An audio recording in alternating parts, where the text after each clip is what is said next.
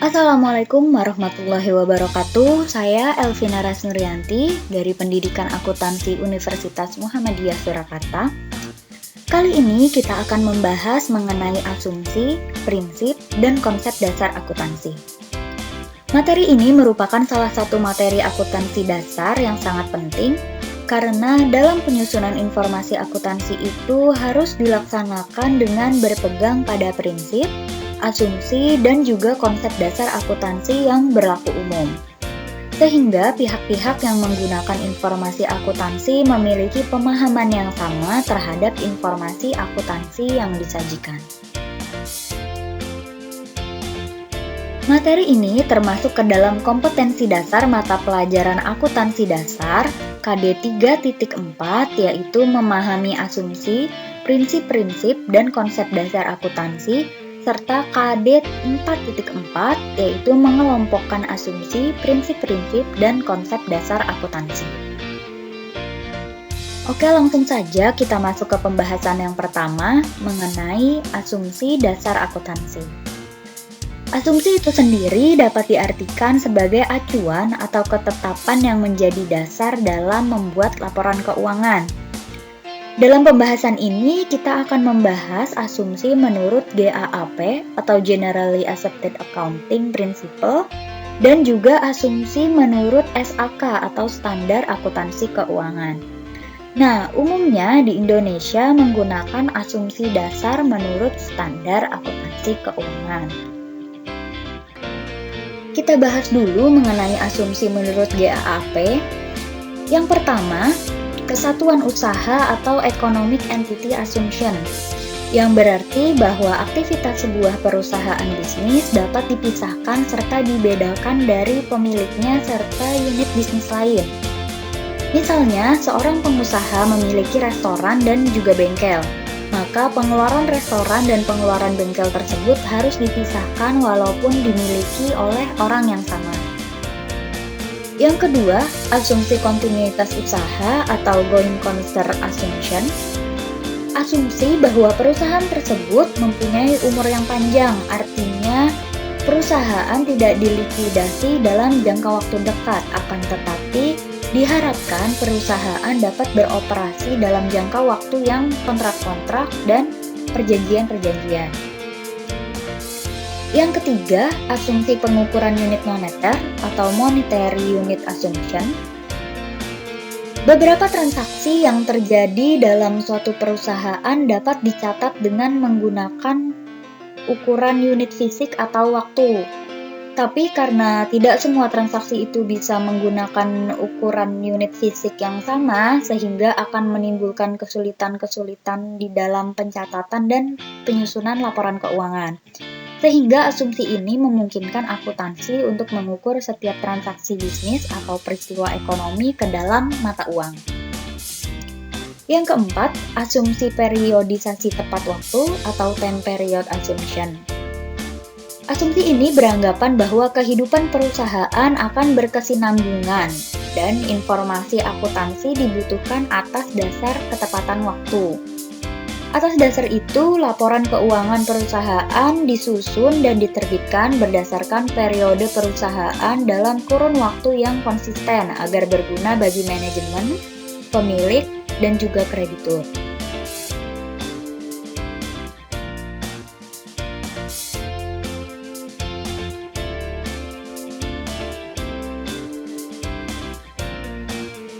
Selanjutnya, yang kelima, asumsi kewajaran usaha atau arm's length transaction assumption. Dalam asumsi ini, kedua belah pihak terlibat dalam transaksi. Pembeli dan penjual bekerja secara mandiri, bebas, dan rasional. Setiap pihak harus berusaha mencapai kesepakatan untuk memuaskan kedua belah pihak. Yang keenam, asumsi keterandalan atau reliability assumption, yaitu akuntansi hanya menyajikan laporan keuangan yang dapat diandalkan untuk pengguna seperti manajer, pemilik, dan juga kreditur. Yang ketujuh, asumsi konsistensi atau consistency assumption. Asumsi bahwa akuntansi percaya Metode yang konsisten dalam akuntansi harus dapat digunakan dalam periode ke periode, tetapi juga dapat diganti selama metode tersebut lebih tepat. Dan terakhir, asumsi akrual atau accrual assumption. Dalam laporan transaksi, akuntansi menggunakan basis akrual di mana pengakuan penerimaan muncul ketika diterima dan pengakuan biaya dapat terjadi ketika digunakan. Sedangkan asumsi menurut SAK, yang pertama ada dasar akrual. Sama seperti asumsi akrual menurut GAAP, semua transaksi yang terjadi di dalam perusahaan harus dicatat tanpa melihat apakah transaksi tersebut menyebabkan uang keluar atau uang masuk. Contohnya, jika perusahaan melakukan pembelian kredit, tentunya belum ada uang yang keluar. Tetapi dalam dasar akrual, transaksi itu harus tetap dicatat dan diakui. Kedua, ada konsep entitas. Serupa dengan asumsi kesatuan usaha menurut GAAP, dasar akuntansi harus berlaku untuk semua unit ekonomi secara terpisah. Dengan demikian, peristiwa yang melibatkan unit ekonomi tidak boleh dicampur dengan unit lain meskipun pemiliknya sama.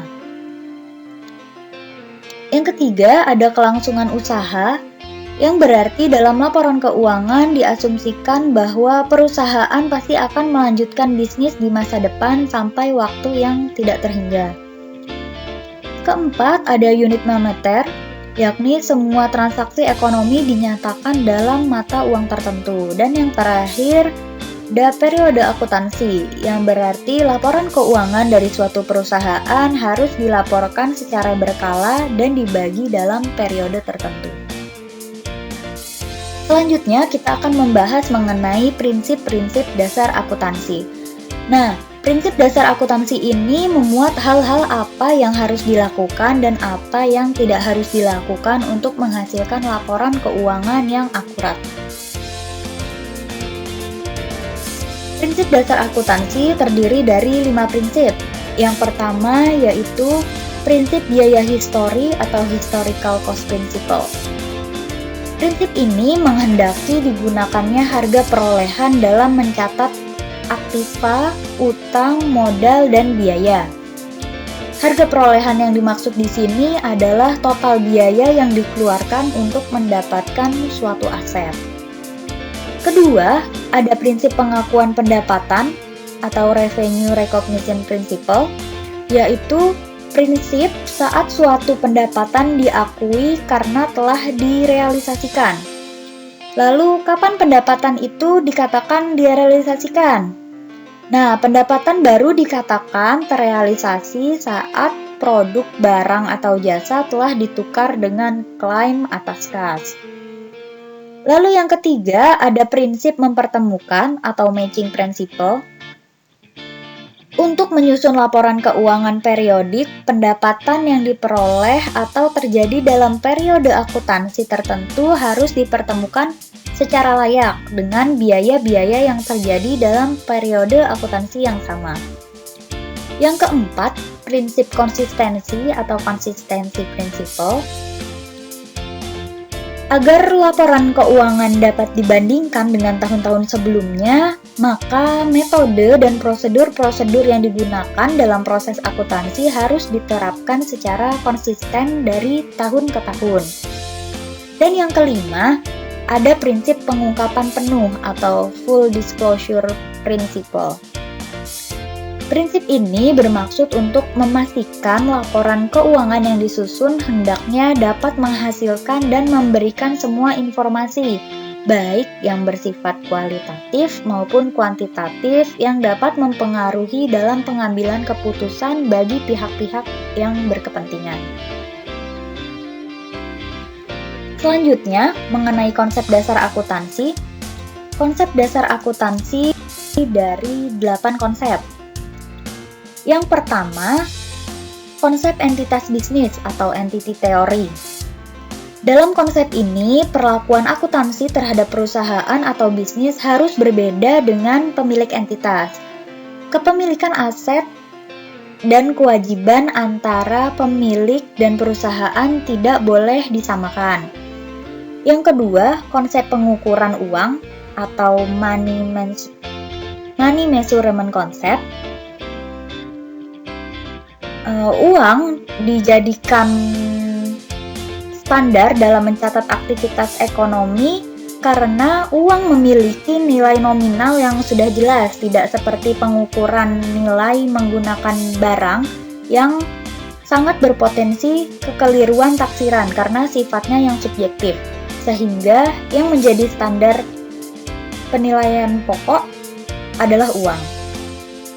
Yang ketiga, konsep kelangsungan usaha atau going concern.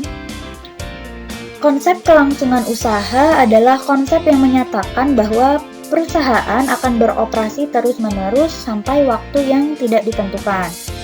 Perusahaan akan mampu mempertahankan kegiatan usahanya dalam jangka panjang dan tidak untuk dilikuidasi dalam jangka pendek.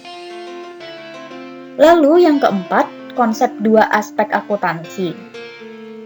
Konsep dua aspek akuntansi ini memetakan setiap transaksi dalam dua aspek. Contohnya, ketika perusahaan baru saja membeli aset baru berupa mesin produksi, aset tersebut memiliki dua aspek. Aspek pertama adalah ketika mesin bisa memproduksi barang atau jasa yang akan dijual dan menghasilkan sejumlah uang yang disebut sebagai pendapatan perusahaan. Sedangkan aspek kedua dari aset ini adalah untuk memiliki mesin tersebut, perusahaan harus membayar sejumlah uang kepada supplier mesin. Selanjutnya, yang kelima ada konsep biaya atau cost. Konsep ini digunakan ketika perusahaan hendak menentukan nilai jual sebuah aset dan mendapatkan laba dari transaksi tersebut. Menurut konsep ini, semua transaksi dicatat dalam buku akun senilai harga pembelian. Keenam, ada konsep periode akuntansi. Konsep periode akuntansi digunakan untuk mengetahui hasil operasi sebuah perusahaan yang kemudian disajikan dalam bentuk laporan posisi keuangan. Agar para pihak yang mengambil keputusan dapat mengevaluasi kinerja perusahaan dan dapat melihat kondisi serta kebijakan yang akan diambil. Yang ketujuh, ada konsep penandingan atau matching concept. Konsep ini memberikan pemahaman bahwa beban diakui tidak saat pengeluaran sudah dilunasi. Beban akan diakui ketika produk, baik barang maupun jasa, sudah memberikan kontribusi pada pendapatan. Dan yang terakhir, ada konsep upaya dan hasil atau effort and accomplishment. Konsep upaya dan hasil mengakui adanya pendapatan sekaligus manfaat yang belum diberikan. Pendapatan sudah dapat diakui meskipun belum terrealisasi karena adanya pengeluaran atau upaya entitas dalam melakukan kegiatan produktifnya. Sampai di sini pembahasan kita kali ini. Terima kasih telah menonton dan mendengarkan. Semoga materi yang kita bahas tadi dapat dimengerti dan dapat bermanfaat. Wassalamualaikum warahmatullahi wabarakatuh.